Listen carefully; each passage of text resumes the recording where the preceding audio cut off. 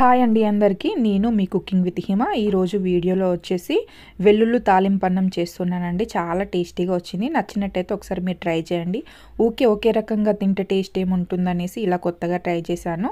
వెల్లుల్లి కారం మనం మామూలుగా వెల్లిపాయ కారం అంటారు కదా, సో దాన్నే కొంచెం వెరైటీగా ట్రై చేశానండి. నచ్చినట్టయితే ఒకసారి ట్రై చేయండి. సో ప్రాసెస్లోకి వెళ్ళిపోదాం. దీనికోసం అనేసి ముందుగా వెల్లుల్లి తీసుకున్నానండి. మనకి ఎంతవరకు మన ఇంట్లో ఉండే నెంబర్స్ని బట్టి మనం తీసుకునే రైస్ని బట్టి వెల్లిపాయలను తీసేసుకుంటే సరిపోతుందండి. నేను ఒక 10-15 వరకు తీసేసుకున్నానండి వెల్లిపాయలు వచ్చేసి. అందులోనే కాస్త సాల్ట్ యాడ్ చేస్తున్నాను. తర్వాత పచ్చి ధనియాలు యాడ్ చేస్తున్నానండి. 1 టేబుల్ స్పూన్ వరకు తీసేసుకున్నాను. చిన్న స్పూన్ ఉంటుంది కదా, ఆ స్పూన్తో 1 టేబుల్ స్పూన్ వరకు తీసేసుకున్నానండి. సో వాటిని కొంచెం బరకగా, మరీ మెత్తగా దంచేయకండి, ఎందుకంటే ఆ వెల్లుల్లి ఫ్లేవర్ అనేది మనకి రాదు. సో బరకగా దంచేసుకోండి. వీడియోలో చూపిస్తున్న విధంగా కొంచెం బరకగా మనం వేసిన వెల్లుల్లి అండ్ సాల్ట్, పచ్చి ధనియాలలో ఒక దాంట్లో 2 అయ్యేలా దంచేసుకుంటే సరిపోతుందండి. ఇప్పుడు అందులోనే కాస్త లైట్గా కారం యాడ్ చేస్తున్నాను. 1/2 టేబుల్ స్పూన్ వరకు కారం యాడ్ చేశానండి. ఆ కారం టోటల్ కలిసేలాగా ఒక్కసారి కలిపేసేయండి. అంటే కొంచెం మామూలుగా ఇట్లా దంచేసినట్టు చేయండి. మరీ అతిగా హెవీగా దంచేయకండి. మామూలుగా టోటల్ కలిసేటట్టు సాల్ట్, ధనియాలు, కారం, వెల్లుల్లి ఒక్కసారి కలిసేలాగా ఒక్కసారి మామూలుగా అనేస్తే సరిపోతుందండి. మరీ మెత్తగా చేయకండి, ఆ ఫ్లేవర్ అనేది తెలియదు మనకు తింటూ ఉంటే.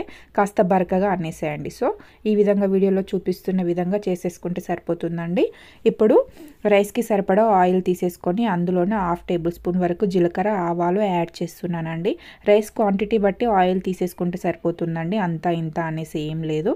మన రైస్ క్వాంటిటీ ఎంత ఉంటుందో అంత క్వాంటిటీ వరకు ఆయిల్ తీసేసుకొని ఆయిల్ హీట్ అయిన తర్వాత జీలకర్ర, ఆవాలు, ఆ తర్వాత టేబుల్ స్పూన్ వరకు పచ్చి శనగపప్పు యాడ్ చేస్తున్నానండి. అలాగే 1 టేబుల్ స్పూన్ వరకు మినప్పప్పు యాడ్ చేస్తున్నాను. మినప్పప్పు మీకు నచ్చకపోతే అవాయిడ్ చేసుకోవచ్చండి, లీవ్ ఇట్, వదిలేసేయండి. మినప్పప్పు నచ్చకపోతే నేను బాగుంటుంది కదా అని టేస్ట్ కోసం వేసాను. అలాగే వేరుశనగపప్పు వేస్తున్నానండి. పల్లీలు వచ్చేసి మన ఇష్టం అండి, మనం ఎంతవరకు తినేస్తామో అంతవరకు పల్లీలు తీసేసుకుంటే సరిపోతుందండి. సో పల్లీలు కూడా యాడ్ చేసిన తర్వాత గ్యాస్ని హై ఫ్లేమ్లో ఉంచకండి, టోటల్ మాడిపోతాయండి. సో మీడియం ఫ్లేమ్లో ఉంచేసి కాస్త ఆయిల్ ఫ్రై అయ్యేదాకా, కొంచెం లైట్గా కలర్ చేంజ్ అయ్యేదాకా పల్లీలని ఆయిల్లో ఫ్రై చేస్తే సరిపోతుందండి. సో ఇలా ఫ్రై అయిన తర్వాత అందులోనే గ్యాస్ని సిమ్లో ఉంచేసేయండి. సిమ్లో ఉంచేసి కొంచెం మన కారానికి తగ్గట్టు, ఇందాక కారం యాడ్ చేసాం కదా దంచే టైంలో, సో ఈ కారం కాస్త చూసి వేసుకోండి. పచ్చిమిర్చి కారం ఆ కారం కాస్త మనం ఎంతవరకు కారం తింటామో అంతవరకే యాడ్ చేసుకుంటే సరిపోతుందండి. ఆనియన్ వచ్చేసి 1 తీసేసుకున్నాను. ఒకదాన్ని స్మాల్ పీసెస్గా కట్ చేసుకొని యాడ్ చేశాను. పచ్చిమిర్చి కారం యాడ్ చేశానండి. వీటిని పచ్చిమిర్చి కాస్త ఆయిల్లో దూరగా ఫ్రై అయ్యేదాకా ఉంచేసేయండి. మరి అతిగా ఫ్రై చేయకండి, చిటపటలాడుతూ ఉంటుంది. సో గ్యాస్ని మీడియం ఫ్లేమ్లో ఉంచేసేయండి. ఇప్పుడు మీడియం ఫ్లేమ్లో ఉంచేసి చూడండి వీడియోలో చూపిస్తున్న విధంగా వేగితే సరిపోతుందండి. ఇంకాస్త లైట్గా వేగనివ్వండి.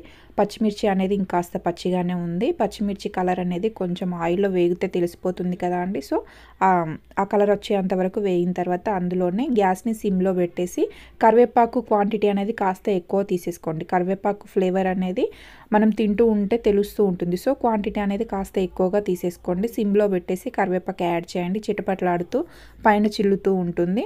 సో కరివేపాకుని కూడా పచ్చివాసన పోయేంత వరకు కాస్త లైట్గా ఆయిల్లో ఫ్రై చేసుకుంటే సరిపోతుందండి.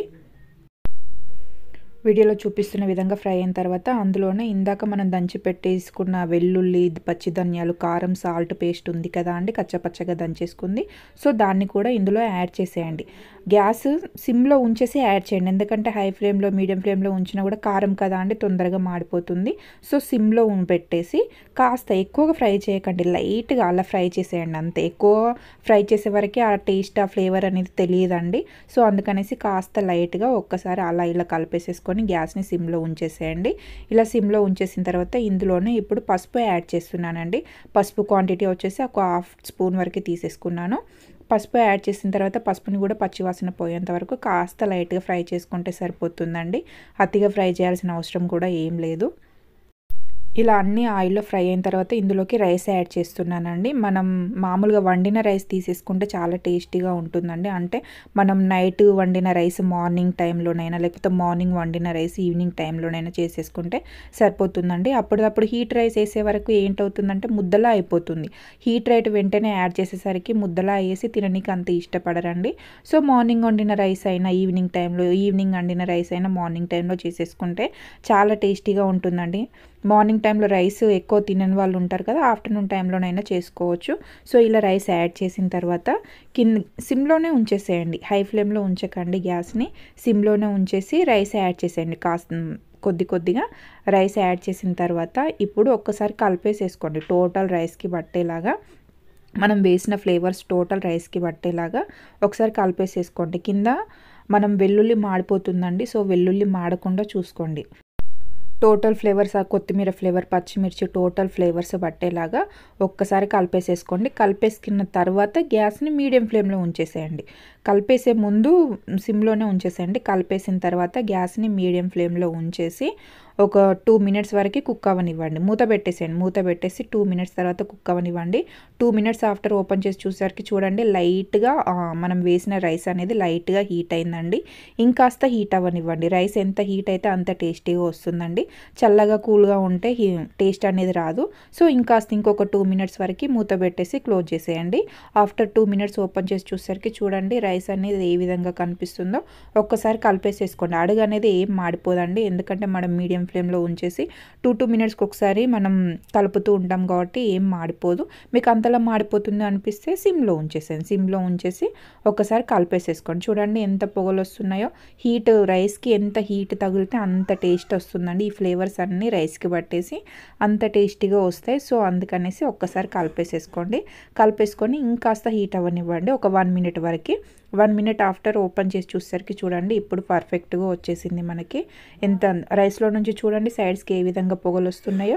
సో ఇప్పుడు సాల్ట్ యాడ్ చేసేయండి. ఇందాక మనం ఫస్ట్ కూడా యాడ్ చేసాం కదా సాల్ట్, కాస్త చూసి వేసేసుకోండి. ఇప్పుడు ఇందులోనే పచ్చి ఆనియన్ కట్ చేసి వేస్తున్నానండి. కొంచెం పచ్చి ఆనియన్ తింటుంటే ఫ్లేవర్ కోసం కొంతమంది ఇష్టపడతారు కదా, సో అందుకనేసి నేను ఫస్ట్ వెల్లుల్లి వేసే ముందు ఆనియన్ యాడ్ చేశాను. ఇప్పుడు పచ్చి ఆనియన్ పైకెళ్ళి గార్నిష్ లాగా యాడ్ చేస్తున్నానండి. సో అలానే కొత్తిమీర కూడా యాడ్ చేస్తున్నాను. కొత్తిమీర లైట్గా పుదీనా యాడ్ చేస్తున్నానండి. కొత్తిమీర పుదీనా ఈ ఆనియన్ ఆ టేస్ట్ అసలు వేస్తుంటేనే స్మెల్ అనేది ఎంత బాగా వస్తుందో తెలుసా అండి. ఆ హీట్కి ఆనియన్ కొత్తిమీర కలిసిందంటే ఇంకా సూపర్ టేస్టీగా ఉంటుందండి. అసలు ఆ టేస్ట్ వర్ణరహితం అనుకోవాలి. సో ఒకసారి యాడ్ చేసిన తర్వాత ఒక్కసారి కలిపేసేయండి. టోటల్ ఒక్కసారి ఆ హీట్ అనేది వీటికి కాస్త లైట్గా తగిలేలాగా ఒక్కసారి కలిపేసేసుకోండి. చూడండి చూడగానే ఎంత కలర్ఫుల్గా కనిపిస్తుందో, చూడడానికి ఎంత కలర్ఫుల్గా ఉందో, టేస్ట్ కూడా అంతే సూపర్గా ఉంటుందండి. వీడియోస్ చూస్తున్నారు కానీ సబ్స్క్రైబ్ చేసుకోవట్లేదు. వీడియోస్ కనుక నచ్చినట్లయితే సబ్స్క్రైబ్ చేసుకోండి, లైక్ చేయండి, సపోర్ట్ చేయండి. ఆ కొత్తిమీర ఫ్లేవర్ అనేది రైస్కి పట్టేలాగా ఒక 1 మినిట్ వరకు మూత క్లోజ్ చేసి కుక్ అవ్వనివ్వండి. ఆఫ్టర్ 1 మినిట్ మూత ఓపెన్ చేసి చూసేసరికి స్మెల్ అయితే సూపర్ వస్తుందండి. మనం పచ్చి ఆనియన్ తీసుకున్నాం కాబట్టి లెమన్ ఉంటే బాగుంటుందనేసి నేను ఒక హాఫ్ చెక్క వరకు తీసేసుకున్నాను. హాఫ్ చెక్కలో కనీసం ఏం లెమన్ జ్యూస్ అనేది ఏం రాలేదండి. నేను ఇంకొకటి తీసేసుకున్నాను. మీరు హాఫ్ వరకు అంటే దాంట్లో జ్యూస్ వచ్చే ప్రకారం ఒక హాఫ్ వరకు తీసేసుకుంటే సరిపోతుంది. అతిగా తీసేసుకున్నా కూడా పుల్లగా మళ్ళీ లెమన్ రైస్లా ప్రాసెస్లా అయిపోతుంది. సో అందుకనేసి లెమన్ రైస్లా కాకుండా కాస్త హాఫ్ స్పూన్ వరకు, హాఫ్ చెక్క వరకు తీసేసుకుంటే సరిపోతుందండి. మీకు ఒకవేళ లెమన్ జ్యూస్ ఇష్టం లేదనుకుంటే వదిలేసేయండి, అది స్కిప్ చేసేయండి లెమన్ జ్యూస్ అనేది. సో ఒక్కసారి ఈ లెమన్ జ్యూస్, పచ్చి ఆనియన్స్, కొత్తిమీర ఈ 3 ఫ్లేవర్ కలవగానే రైస్కి ఆ కొత్త రకంగా టేస్ట్ అనేది సూపర్గా వస్తుందండి. సో ఒక్కసారి కలిపేసేయండి. కలిపేసేసుకొని ఒక హాఫ్ మినిట్ వరకు కుక్ చేసుకుంటే సరిపోతుంది. గ్యాస్ ఆఫ్ చేసి వేడిగా తినేస్తే అలానే బాగుంటుందండి. చల్లగా కూల్ అయిపోతే మాత్రం అస్సలు తిననీకి అతిగా ఇష్టపడారండి. వేడిగా తింటూ ఉంటే ఆ టేస్ట్ అనేది సూపర్ లెవెల్లో ఉంటుంది. నచ్చినట్టయితే ఒకసారి ట్రై చేయండి. ఈ వీడియో కనుక మీకు నచ్చినట్లయితే ప్లీజ్ సబ్స్క్రైబ్ చేసుకోండి. Thank you for watching.